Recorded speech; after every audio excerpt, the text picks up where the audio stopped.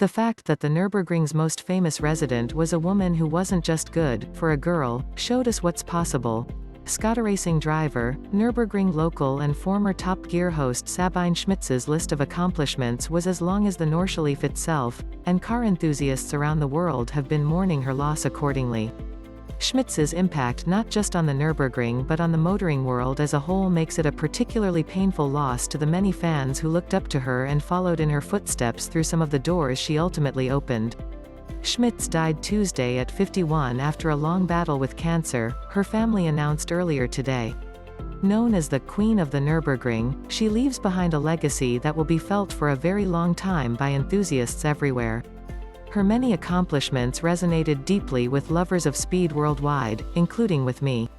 I first heard of Sabine Schmitz through her work as a ring taxi driver, tasked with the enviable job of terrifying passengers with fast laps of the infamous Nordschleife course, even, or especially, tough guys who thought they'd seen it all.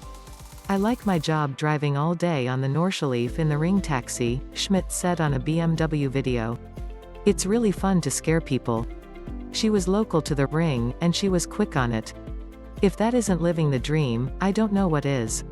That very visible job as the driver of the world's fastest taxi, catapulted her onto the international sensation that was Top Gear.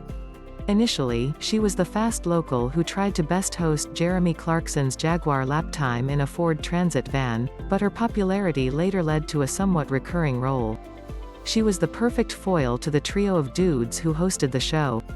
After those three presenters left for the Grand Tour, Schmitz became a host of Top Gear in her own right. Seeing a woman on TV who was not only a great driver, but witty and confident enough to talk a bit of smack, inspired so many other women involved in cars. Schmitz never really got the same dismissive, for a woman, qualifiers that unfairly color the accomplishments of many other famous women in motorsports. She was the only woman to win the 24 Hours Nürburgring, which she did twice, by the way. She was also the first woman to get a championship title in the Nürburgring-based VLN endurance series. No one could dismiss her as only being talented, for a woman. Sabine was fast, period, and was by all accounts an amazing person to boot. I always loved cars, but never really did much with them until I started seeing folks like Sabine hoon them around and have an absolute blast doing so. Playing around on a racetrack was not something I grew up with or really knew was an option to do as a hobby. It was, and still is, a very male-dominated space.